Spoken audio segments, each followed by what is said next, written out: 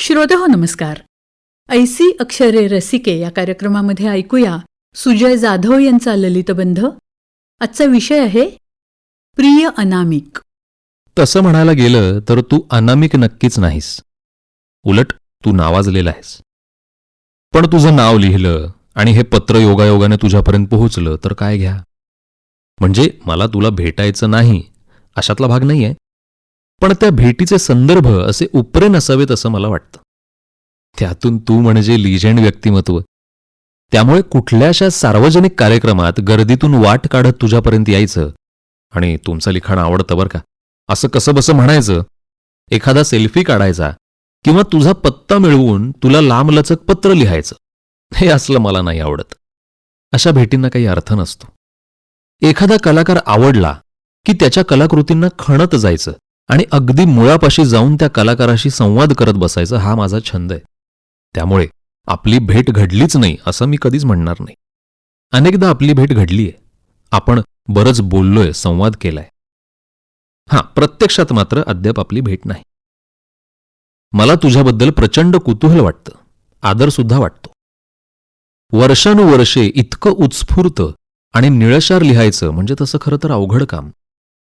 इतक्या वर्षात तुझ्याकडून मी एकही बोथट अकारण आलेली ओळ मी पाहिलेली नाही. असा उत्स्फूर्त आणि निळाशार षड्ज अधूनमधून माझाही लागतो, पण तो टिकवून ठेवणं काही मला जमत नाही. तुझा षड्ज म्हणजे चिरंत नाही की काय असंच वाटत राहतं. त्याचे पडसाद सतत माझ्या मनावर उमटत राहतात. एखादा माणूस सातत्याने इतका निर्मितीक्षम कसा काय राहतो? परिस्थितीचे ओरखडे, हालअपेष्टा, सुखद अनुभव साऱ्यात अगदी बुडून जायचं, तळ गाठायचा आणि त्याचवेळी स्वतःमधल्या कलाकाराला किनाऱ्यावर पाठवायचं आणि तटस्थपणे त्या अनुभवांची नोंद त्याला करायला लावायची, हे कसं जमत असेल? तू तुझा षड्ज टिकवून ठेवलास असं मी म्हणतो ते याच संदर्भाने. मला हे तपश्चर्येपेक्षा कमी वाटत नाही. लोकांना वाटतं 9 ते 5च्या रगाड्यातून सुटायला म्हणून माणसं कलाकार होतात. पण कलाकार होणं हे त्या जॉब इतकंच शिस्तीचं काम आहे. पर्यायाने काहीसं रुक्ष देखील आहे. कलाकाराला वेळेच्या आणि शिस्तीच्या बंधनात राहून मुक्तविहार करावा लागतो. हे एकंदरीत विरोधाभासच म्हणायचा. परवा काय झालं, एक मित्र माझा तुझ्या कविता संग्रहावरती तुझी सही घेऊन आला.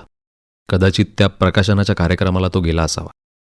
तेव्हापासून तो ते पुस्तक सोबत घेऊनच फिरत होता.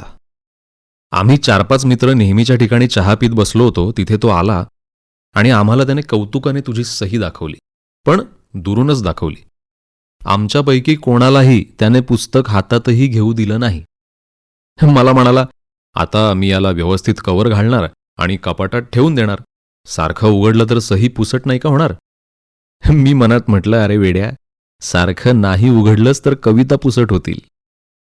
तू कवितांमधून त्याला अनेक अंगांनी सापडला असतास, पण तो तुला सहीतच शोधतोय. तुला जर हे समजलं असतं ना तर तू हसत सुटला असतास नक्कीच. मी मात्र तुझ्या कवितांमधून अनेकदा तुला शोधलं. अगदी डोकं शिणेपर्यंत तुला शोधत राहिलो.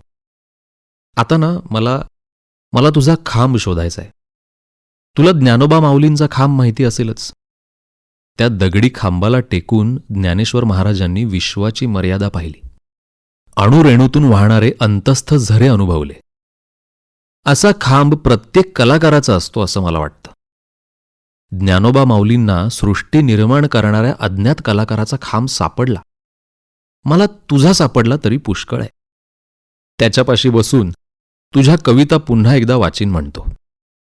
आपल्या भेटीबद्दल मी काही फार खटपट करत नाही. आल्याड नाहीतर पल्याड आपली भेट होणार हे मला माहिती आहे. लोभ असावा तुझाच कोणीतरी. प्रिय अनामिक. सुजय जाधव यांचा ललितबंध आत्ताच आपण ऐकला ऐसी अक्षरे रसिके या कार्यक्रमामध्ये. या कार्यक्रमाला निर्मिती सहाय्य केलं होतं पूर्वा राणे यांनी आणि सादरकर्त्या होत्या ज्योत्स्ना केतकर. आणि याचबरोबर आजचा कार्यक्रम संपला. पुन्हा भेटूया उद्याच्या भागात. नमस्कार.